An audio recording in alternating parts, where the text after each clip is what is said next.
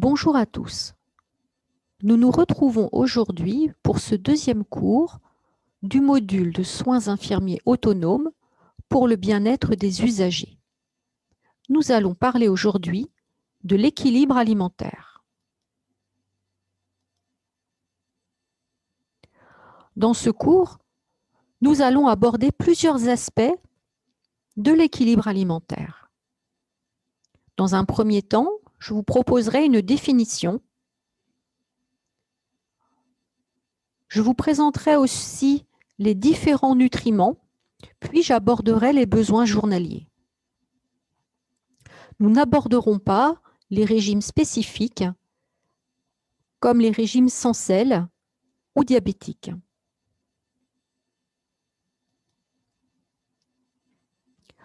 L'objectif de l'équilibre alimentaire est de contribuer à assurer un état de santé optimum pour les individus et les populations.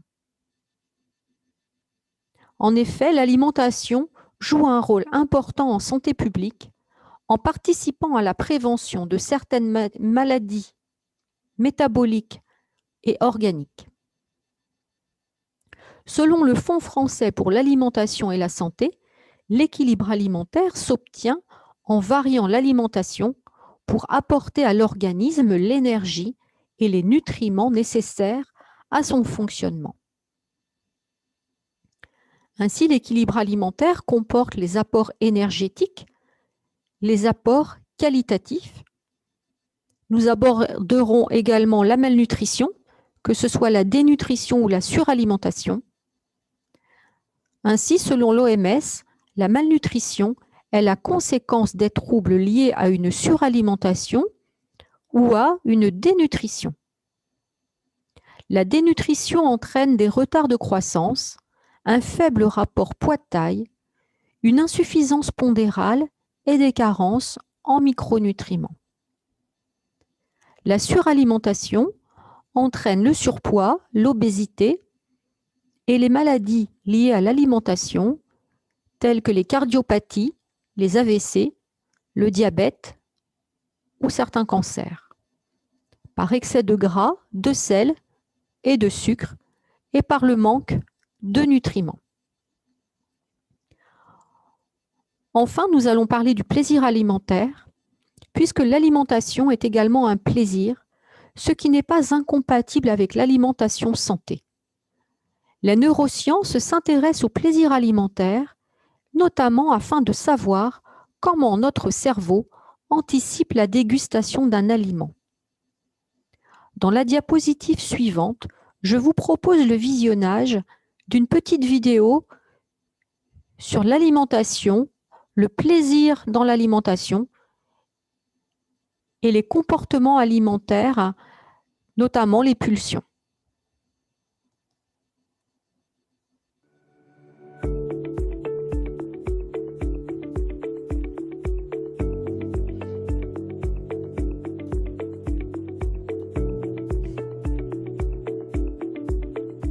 Les plaisirs alimentaires sont multiples. Les aliments n'ont pas pour rôle unique de nourrir le corps, ils ont aussi pour fonction de nourrir l'esprit. Le plaisir alimentaire est d'abord fait de désir avant la prise alimentaire, puis lorsque nous mangeons, nous allons vivre des plaisirs sensoriels, bien sûr, mais également des plaisirs symboliques faits de partage, de convivialité, de détente, de souvenirs, mais également de réconfort. Manger étant un besoin vital, la nature y a adjoint du plaisir afin de nous motiver, de nous inciter à manger pour faire perdurer l'espèce. De plus, le plaisir alimentaire est au cœur de la régulation neurophysiologique, cette régulation naturelle qui permet de manger à la fois à ses besoins quantitativement et qualitativement. Le plaisir alimentaire étant naturel, lutter contre est contre nature. Cela va induire des perturbations du comportement alimentaire à moyen terme, ce qui aura pour conséquence des surconsommations caloriques, mais également une diminution de la variété alimentaire en exacerbant les tentations pour les aliments gras et sucrés. Pour être apaisé, il faut être rassuré. Cette réassurance pourrait être apporté par l'écoute de ces sensations alimentaires qui sont constituées de la faim, des rassasiements, de la satiété et des appétits spécifiques. Les sensations alimentaires permettent de manger à ses justes besoins, aussi bien qualitativement que quantitativement. Le rassasiement est rassurant puisqu'il marque la fin de la prise alimentaire. C'est un plaisir de manger qui s'estompe. Il est obtenu de manière efficace en choisissant des aliments de bonne qualité organoleptique, mais également qui seront plaisants au moment de la prise alimentaire. Et bien entendu, il est important de soigner la présentation de la table. Et n'oubliez pas de manger en pleine conscience en utilisant ces 5 sens, ce qui va exacerber le plaisir de manger. Cela implique bien entendu de manger sans aucune autre activité. Le réconfort alimentaire sera efficace si on l'accueille avec bienveillance. Ensuite, il va falloir choisir avec soin l'aliment qui sera le plus réconfortant au moment de notre envie alimentaire. Le plus important est de vivre pleinement le réconfort au moment de la prise alimentaire. L'esprit, ainsi apaisé, ne réclamera probablement plus de nourriture par la suite. Ce qu'il faut savoir, c'est que nos prises alimentaires sans faim sont naturellement régulées. Pour cela, il suffira au repas suivant d'écouter à nouveau nos sensations alimentaires pour rester en adéquation avec nos besoins.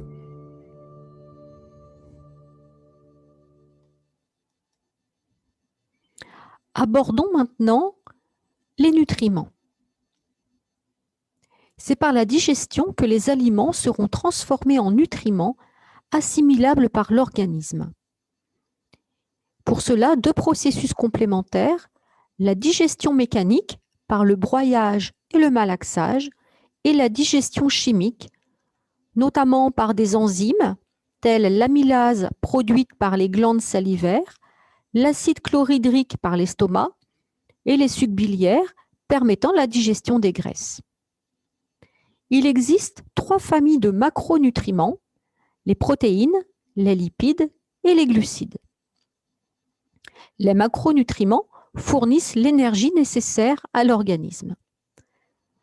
Cette énergie sera calculée en kilocalories ou en kilojoules.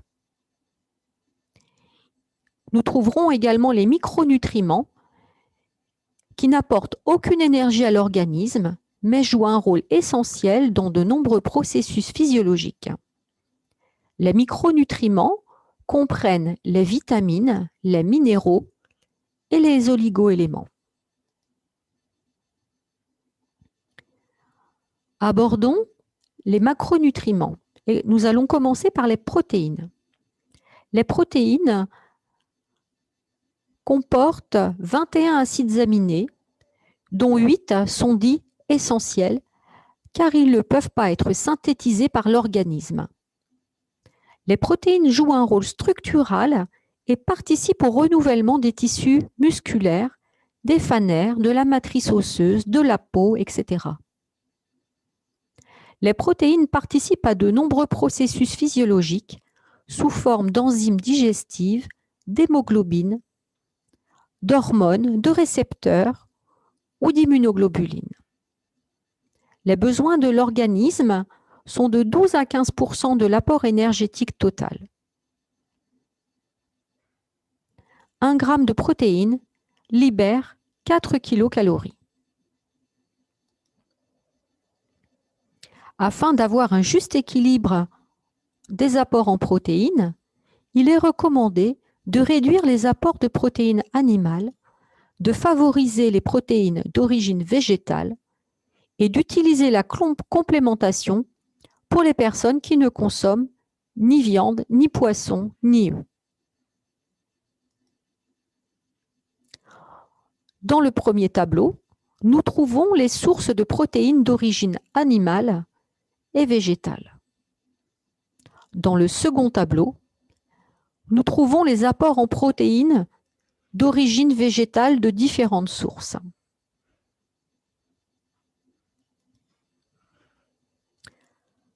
Parlons maintenant des lipides. Les besoins sont de 35 à 40% de l'apport énergétique total. Ils sont insolubles dans l'eau. Ce sont les leaders énergétiques, puisque 1 gramme de lipides apporte 9 kilocalories. Les lipides peuvent être d'origine animale ou végétale. nous distinguerons différents types de lipides. Les acides gras, qui comprennent les acides gras saturés, ils vont structurer les membranes cellulaires. Nous les retrouverons dans le beurre, dans la crème, dans la viande grasse.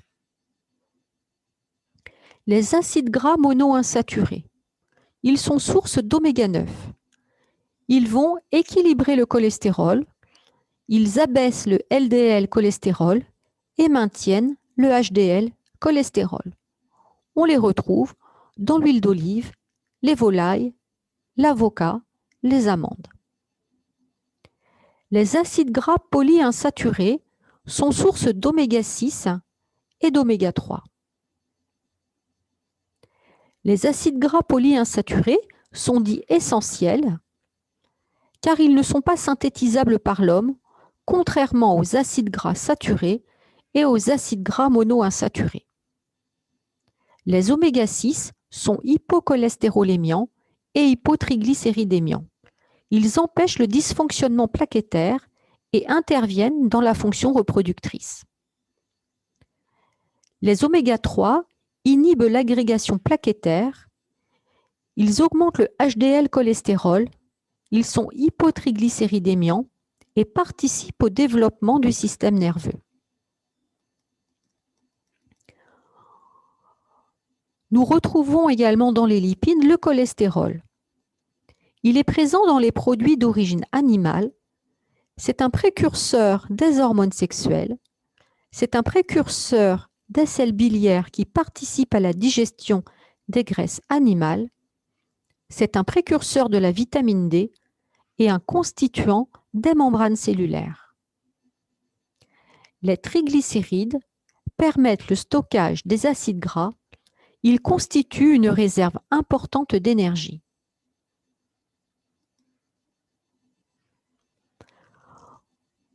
Vous pouvez trouver sous forme de schéma les éléments dont je viens de vous parler. Que faut-il retenir? Les lipides sont une source d'énergie très importante.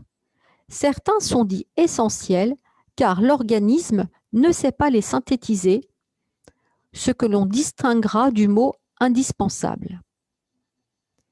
Il ne faut donc pas bannir les lipides de l'alimentation, mais veiller à sélectionner les sources de lipides. Ainsi, on évitera les acides gras dits trans, c'est-à-dire synthétisés par l'industrie, et les huiles partiellement hydrogénées. Il faudra également limiter les apports en lipides monoinsaturés et privilégier les sources d'oméga 6 et augmenter les apports en oméga 3, notamment en favorisant une alimentation issue de la filière bleu, blanc, cœur.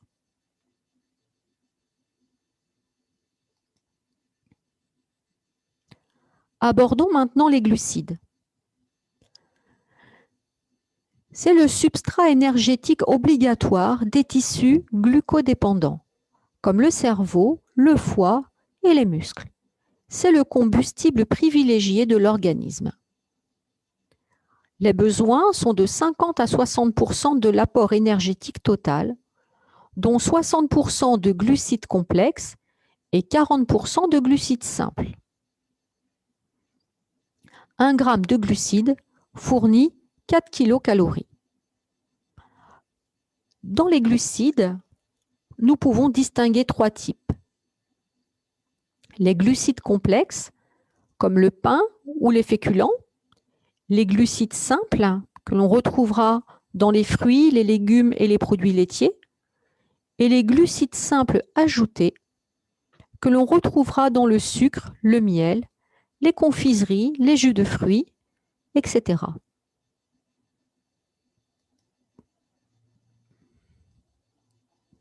La classification des glucides se fait également à partir de l'index glycémique. L'index glycémique permet de comparer les pouvoirs hyperglycémiants des portions d'aliments qui renferment le même poids de glucides. La charge glycémique évalue la capacité à élever le sucre sanguin, c'est-à-dire la glycémie, d'une portion de cet aliment. Selon le type de glucides ingérés, le taux de glycémie aura tendance à augmenter plus rapidement, provoquant une hypoglycémie réactionnelle et une sensation de faim plus rapide. Le mode de cuisson et la présence de fibres influencera également l'index glycémique. Par exemple, une purée de pommes de terre ou un pain à la farine blanche auront un index glycémique supérieur à des pommes de terre cuites à la vapeur ou à un pain complet.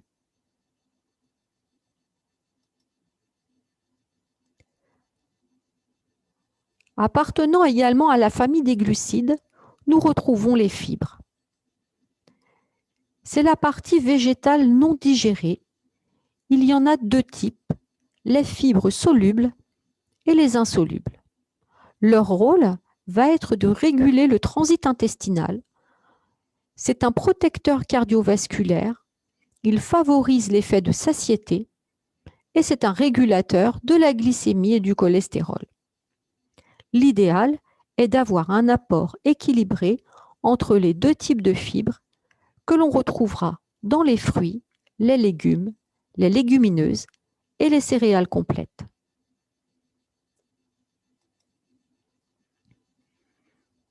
Abordons maintenant les micronutriments. Tout d'abord, les minéraux ou macroéléments. Ils sont essentiels pour l'homme et participent à de très nombreuses réactions chimiques dans le corps. Par exemple, il n'y a pas de fabrication d'hormones thyroïdiennes sans iode, pas de fabrication d'hémoglobine sans fer et pas de contraction musculaire sans calcium, potassium et magnésium. Les apports quotidiens en éléments minéraux permettent de compenser les pertes et une alimentation équilibrée et diversifiée permet de garantir ces apports. Les éléments minéraux sont solubles dans l'eau, d'où une perte plus ou moins importante en fonction des modes de préparation des aliments. Certains minéraux sont plus connus du grand public, comme le calcium ou le magnésium. Certaines eaux minérales sont davantage riches en magnésium et seront parfois préconisées pour éviter les problèmes de constipation.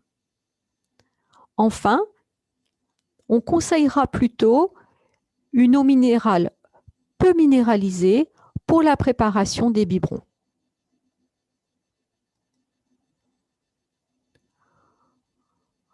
Voici un tableau des oligoéléments avec leurs principales fonctions et le risque en cas de carence. En effet, une des particularités des oligoéléments est qu'ils peuvent tous provoquer des désordres importants lorsqu'ils sont apportés à des taux trop élevés dans l'alimentation humaine. En effet, il convient de ne jamais oublier cette particularité que l'effet de l'apport d'un oligoélément dépend de la dose. Lorsque l'oligoélément est essentiel, l'absence comme l'apport massif seront létaux. Concernant le fer, une carence en fer est souvent asymptomatique, sa cause pouvant être une alimentation inadaptée ou des saignements fréquents. On pourra penser à un ulcère gastrique par exemple. Dans les pays en voie de développement, les carences en vitamines et oligoéléments sont un problème de santé publique. Voici une liste plus complète des oligoéléments ainsi que les sources alimentaires pour y pourvoir.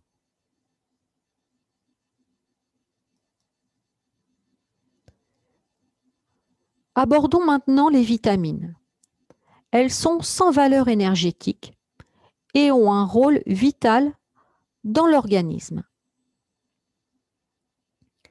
On distingue les vitamines hydrosolubles, B2, B3, B6, B12 et C. Elles ne sont pas stockées dans l'organisme. L'excès d'apport est éliminé dans les urines. Il est nécessaire d'en avoir un apport quotidien. Les vitamines liposolubles, appelées ADEC, donc c'est les vitamines A, D, E et K, sont stockées dans les graisses. Les vitamines participent à la production enzymatique et il existe des pathologies liées aux carences. Concernant les réactions enzymatiques, elles participent à la production d'énergie. D'autres, comme la vitamine C, sont également dites antioxydantes. Elles vont neutraliser les radicaux libres. Une alimentation équilibrée permet d'éviter les carences. Les supplémentations en vitamines sont néanmoins nécessaires pour les végétaliens, les personnes alcooliques, notamment les vitamines B, lors de chirurgie bariatrique et parfois lors de la grossesse. Les carences en vitamines peuvent entraîner des pathologies telles le rachitisme ou le scorbut. Selon le mode de cuisson, les vitamines peuvent être détruites. L'idéal est de consommer des légumes crus ou cuits à la vapeur. Enfin, certains médicaments, appelés antivitamine K, nécessiteront un régime particulier pour les personnes afin qu'elles ne consomment pas trop de produits contenant de la vitamine K et venant interférer avec leur traitement.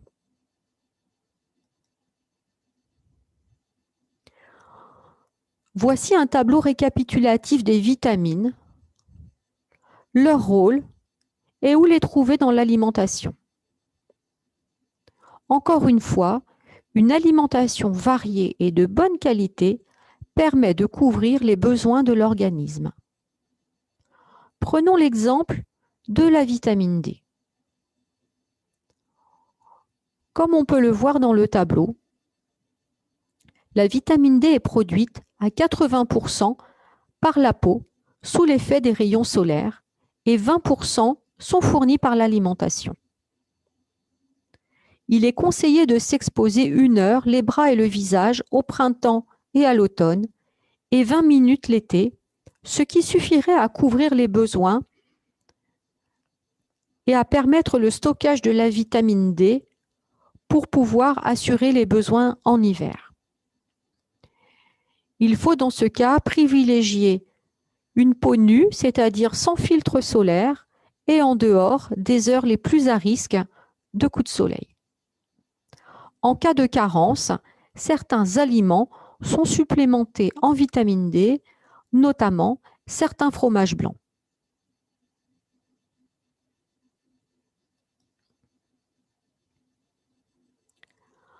Alors, quels sont les besoins énergétiques?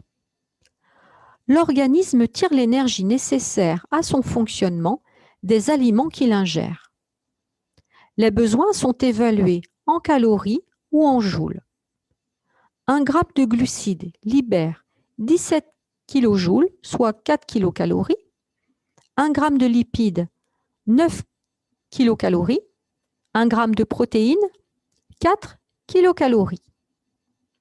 Certains aliments sont dits à calories vides, car s'ils ont un apport énergétique conséquent, ils n'apportent aucun nutriment. Cela pourra être les sodas, les chips, l'alcool. Ainsi, 1 g d'alcool libère 7 kcal, mais n'apporte aucun nutriment à l'organisme.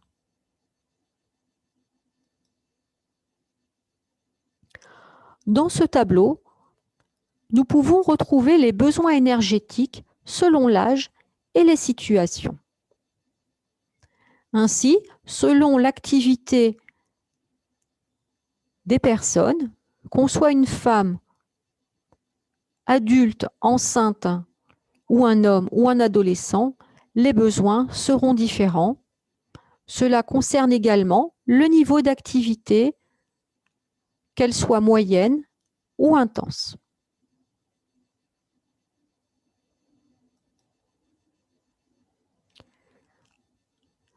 Ainsi, les dépenses énergétiques comprennent le métabolisme de base, ce sont les dépenses énergétiques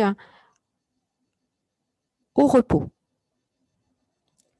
À cela, on va ajouter les activités physiques, telles que les activités professionnelles, sociales et sportives. Comme nous venons de le voir dans le tableau précédent, selon l'état physiologique, la dépense énergétique pourra être augmentée, notamment lors de la croissance, la grossesse ou l'allaitement. Une des dépenses énergétiques est également la thermorégulation, c'est-à-dire le maintien constant de la température corporelle. L'acte alimentaire en lui-même demande une dépense énergétique du tube digestif et de la dépense énergétique liée à l'utilisation cellulaire des nutriments.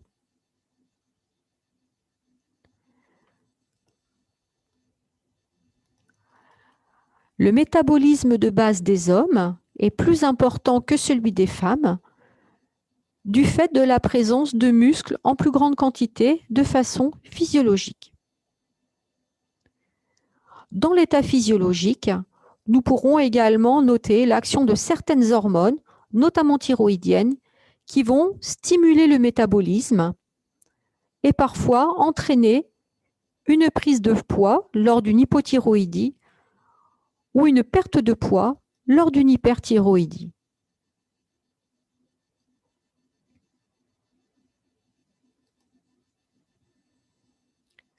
Abordons maintenant l'indice de masse corporelle, également appelé indice de Ketley. L'indice de masse corporelle permet d'estimer la corpulence d'une personne. Il se calcule par une formule, le poids en kilos divisé par la taille au carré. Par exemple, un homme qui mesure 1,82 m et qui pèse 85 kg.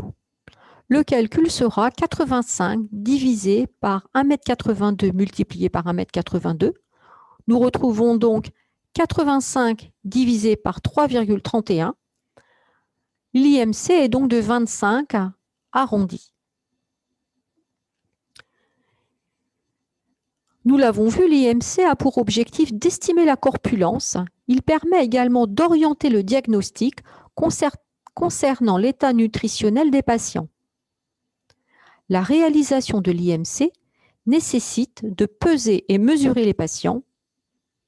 Les seuls poids et tailles déclaratives ne correspondent pas toujours ou plus toujours à la réalité.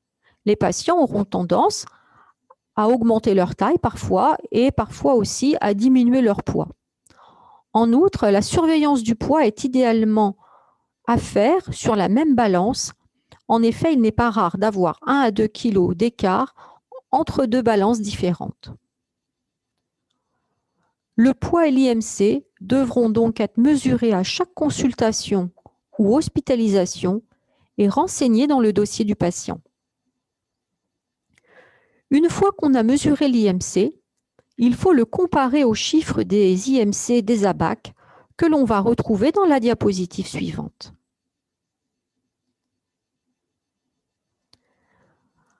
Dans l'exemple pris à la diapositive précédente, avec un IMC à 25, cette personne a un poids normal. En effet, le poids normal correspond à un IMC entre 18,5 et 25. En dessous, on sera dans un état de maigreur, voire de dénutrition. Au-dessus, on sera dans un état de surpoids, d'obésité modérée à une obésité morbide ou massive. L'intérêt de ce dépistage est donc d'identifier les personnes hors normes, c'est-à-dire en dehors du poids normal, présentant ainsi soit des signes de maigreur ou de surpoids, voire d'obésité. En effet, des problèmes de santé sont associés à la dénutrition ou à l'obésité. L'IMC est un des indicateurs. Il ne peut à lui seul permettre d'identifier la dénutrition ou l'obésité. C'est un des indicateurs de diagnostic.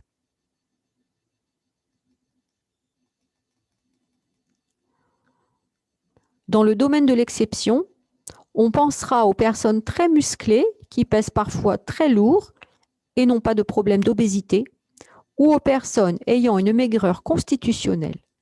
Ces deux exemples, néanmoins, sont des cas peu fréquents.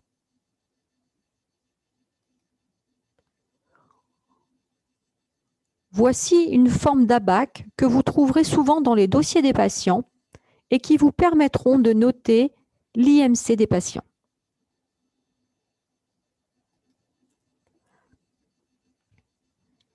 Comme nous l'avons vu, le calcul de l'IMC permet de dépister des états de dénutrition.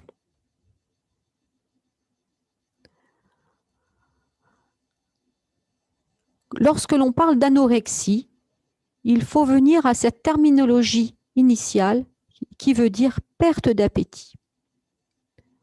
Certains troubles psychiques et du comportement alimentaire, tels l'anorexie mentale et la boulimie, entraînent une dégradation de l'indice de masse corporelle.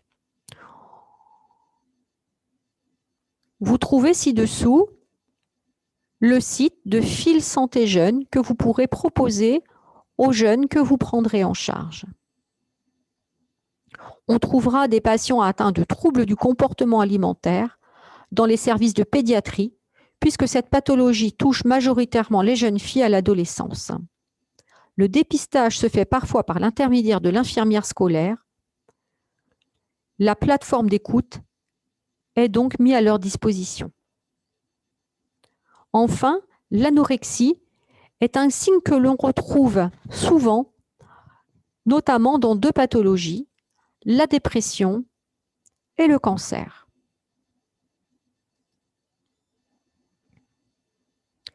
Un des risques majeurs chez la personne âgée est le risque de dénutrition.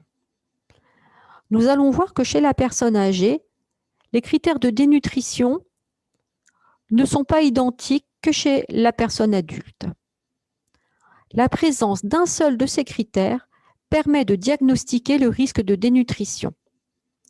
Il peut y avoir la perte de poids supérieure ou égale à 5% en un mois ou supérieure à 10% en 6 mois, un IMC inférieur à 21, une albuminémie inférieure à 35 et un score au Mini Nutritional Assessment inférieur à 17. Selon la HAS, la dénutrition est un problème de santé publique majeur qui concerne plus de 2 millions de personnes en France. La dénutrition est un facteur de risque indépendant d'accroissement de la morbidité et de la mortalité, quelles que soient les pathologies sous-jacentes, que ce soit les défaillances chroniques d'organes, les troubles cognitifs, les cancers, les maladies cardiovasculaires, le diabète de type 2, et même chez les adultes en surpoids ou obèses. Le risque de chute, de fracture, d'hospitalisation, d'infection nosocomiale, de dépendance et de décès est augmenté avec la dénutrition.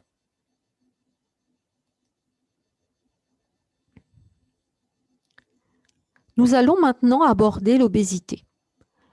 L'obésité est reconnue comme une maladie chronique complexe.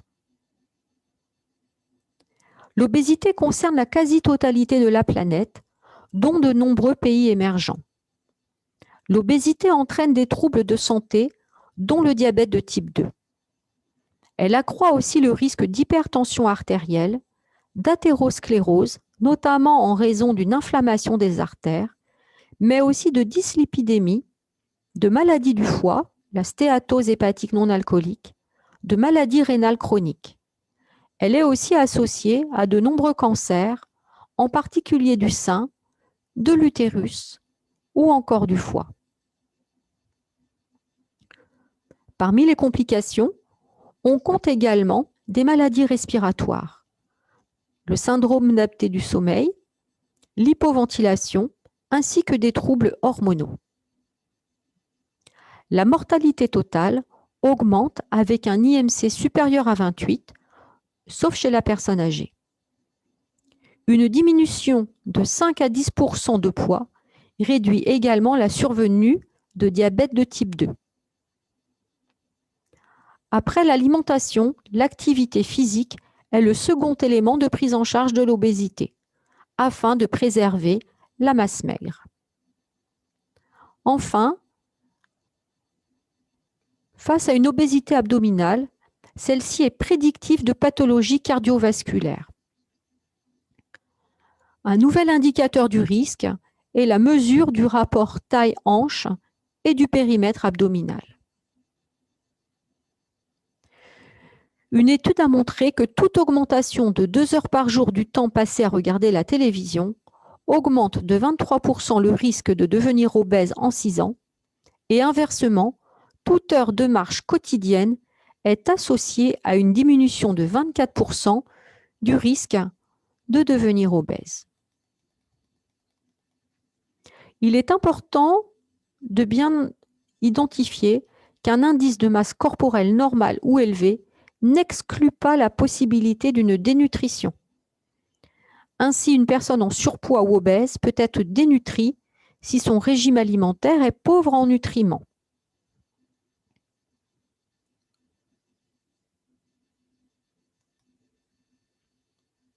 Nous allons maintenant aborder le plan national nutrition santé.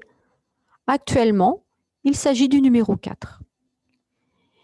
Il s'articule autour de 4 grands axes.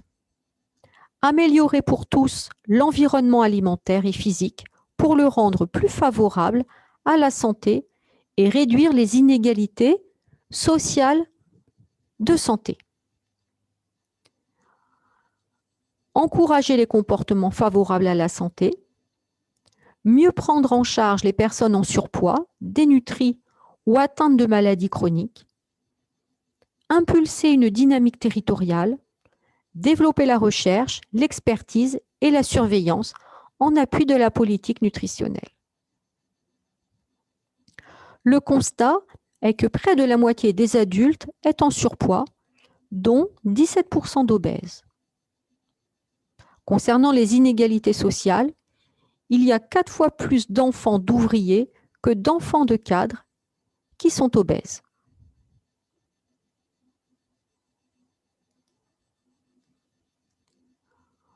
Voici la pyramide alimentaire. Nous constatons que la base comporte plusieurs items.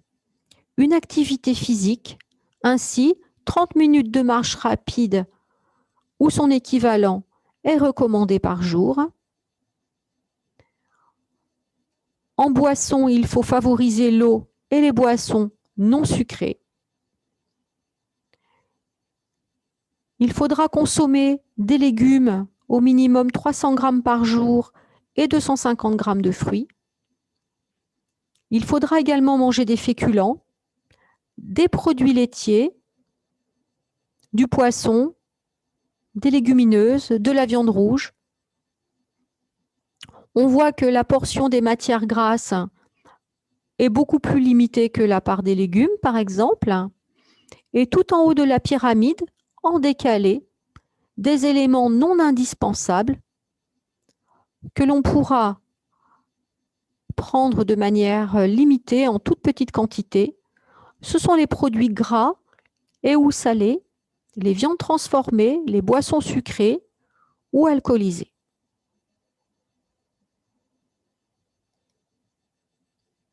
Ainsi, les recommandations sont d'augmenter les fruits et les légumes secs, les fruits à coque, de favoriser une alimentation faite maison, de favoriser l'activité physique.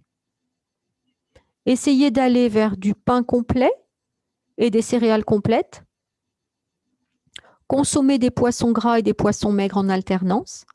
Prioriser l'huile de colza, de noix et d'olive. Consommer des produits laitiers de façon limitée.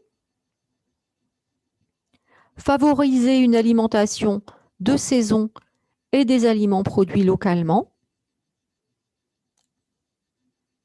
S'alimenter d'aliments biologiques de préférence. Et réduire l'alcool, les produits sucrés et les boissons sucrées, les produits salés, la charcuterie, la viande, les produits avec un Nutri-Score D et E, et réduire également la sédentarité. Alors en pratique, comment faire pour équilibrer nos assiettes? L'équilibre alimentaire se construit au minimum sur une semaine. Dans le groupe d'aliments dans le tableau, cela consiste consiste en protéines avec les viandes, les poissons et les œufs. Plus ou moins riches en fer et en matières grasses selon les morceaux choisis, les viandes rouges sont également à limiter car classées par l'OMS comme probablement cancérigènes.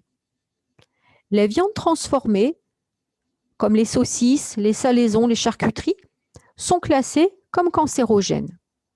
Cela concerne essentiellement les cancers colorectaux, mais des liens sont également faits avec le cancer du pancréas et de la prostate. Le mode de cuisson influence également le risque cancérogène. Il faudra limiter les cuissons au barbecue ou à la flamme directe. Enfin, les préconisations sont d'une consommation 2 fois par semaine de poisson, dont un poisson gras.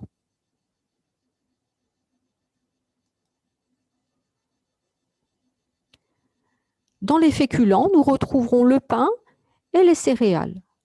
Comme nous l'avons vu, c'est un carburant indispensable. Ils ralentissent la survenue de la faim. Les quantités recommandées sont d'une portion à chaque repas, selon l'activité et l'appétit. Il faudra prioriser les céréales complètes. Très riches en vitamines, minéraux et fibres, les fruits et les légumes doivent être une portion importante de notre consommation. La quantité recommandée est de 5 portions de 80 grammes de fruits et légumes par jour ou 400 grammes, ce qui correspond à une portion à une demi-pomme, 2 abricots, une poignée de haricots verts, etc. On pourra les consommer crus, cuits, nature ou préparés, frais, surgelés ou en conserve. On pourra également proposer un bol de soupe. Ne pas négliger l'utilisation des condiments, des herbes aromatiques et des épices pour favoriser le goût et la digestibilité. On pense également au geste plaisir avec les vertus organoleptiques. Certaines ont également des vertus antioxydantes.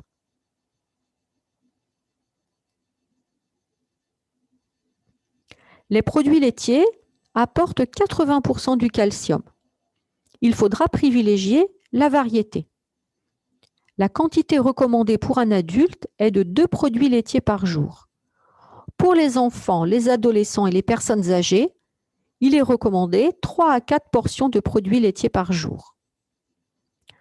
Pour les personnes intolérantes au lactose, certains végétaux sont également source de calcium, comme on peut le voir dans la photographie sur la diaporama. Outre le calcium, les produits laitiers sont également source de protéines et de vitamine D.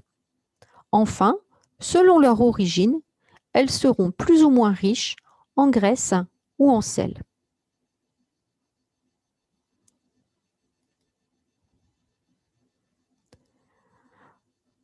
Les matières grasses sont indispensables chaque jour, surtout l'huile, du fait de sa teneur en acides gras essentiels. La quantité recommandée est de 20 g de beurre, soit une petite tablette, 2 cuillerées à soupe d'huile par repas. Comment faire pour réduire les lipides? Il y a les lipides visibles, donc on limitera le beurre au repas du petit déjeuner et on privilégiera la cuisine à l'huile.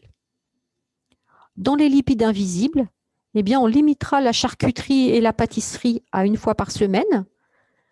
On essaiera de choisir des fromages maigres. Il faudra songer à réduire les fritures et les plats industriels.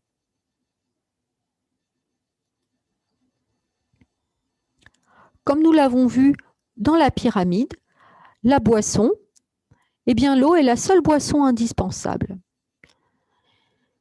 C'est le principal constituant de notre organisme. Il correspond à 60 à 65% du poids corporel de l'adulte.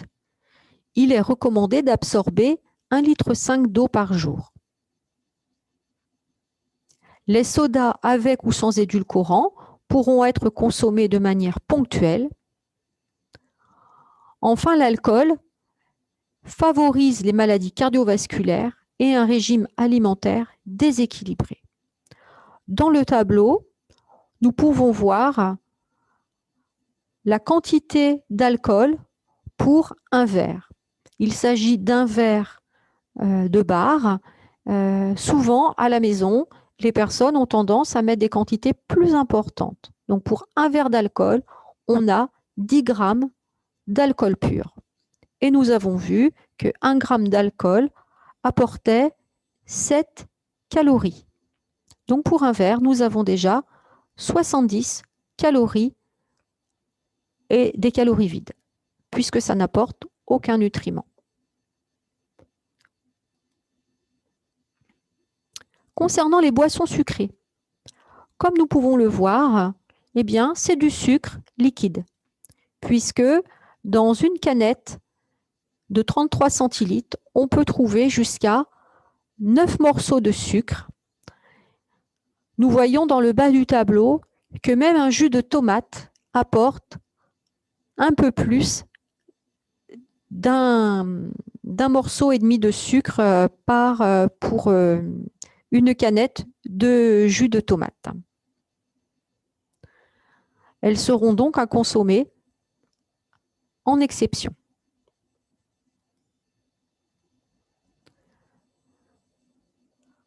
Nous allons maintenant aborder les grands moments de la journée. Le petit déjeuner, dont l'objectif est de briser le jeûne de la nuit.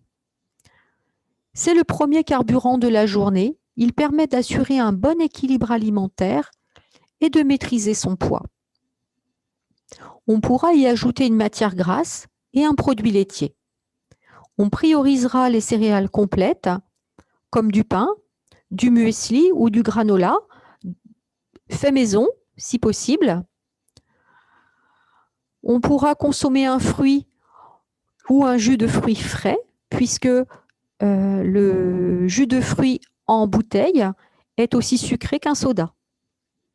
Pour les personnes qui n'arrivent pas à manger le matin, vous pourrez leur conseiller de consommer des amandes ou un fruit au cours de la matinée.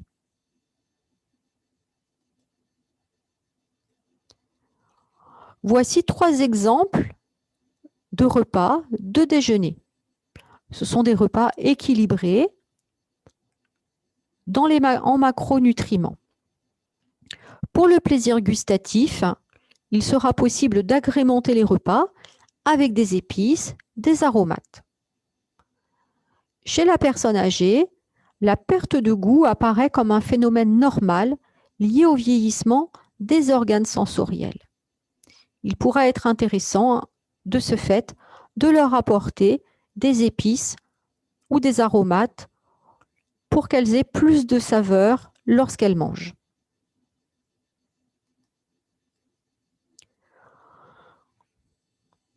Vous trouvez dans cette diapositive une nouvelle manière de vous présenter une assiette équilibrée avec tous les éléments constitutifs d'un repas riche en protéines, en féculents, en légumes, avec de l'eau, un petit peu de matière grasse, des laitages, de quoi avoir une assiette pleine de vitamines, de nutriments, d'oligo-éléments. Pour conclure, avoir une alimentation équilibrée nécessite à la fois de veiller à la quantité, c'est-à-dire à notre métabolisme de base moins les dépenses, et d'ainsi déterminer le nombre de calories nécessaires. Il faut également veiller à l'aspect qualitatif, c'est-à-dire un apport de produits non transformés, riches en vitamines et nutriments, cuits à la vapeur ou à basse température ou crus. Enfin, se nourrir est un plaisir. C'est également la découverte de nouvelles saveurs et de nouvelles cultures. Je n'ai pas abordé les régimes spécifiques. Il faut savoir que chez certains patients atteints de pathologies type cancer, atteints de brûlures étendues ou étant dans une phase de cicatrisation importante, les besoins seront également très augmentés. Le recours dans ce cas à une diététicienne s'avérera nécessaire afin d'évaluer de manière plus précise les besoins nutritionnels.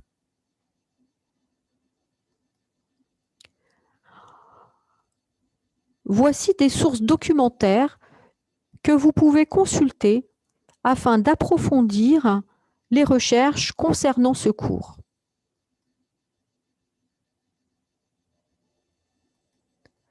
Je vous remercie de votre attention.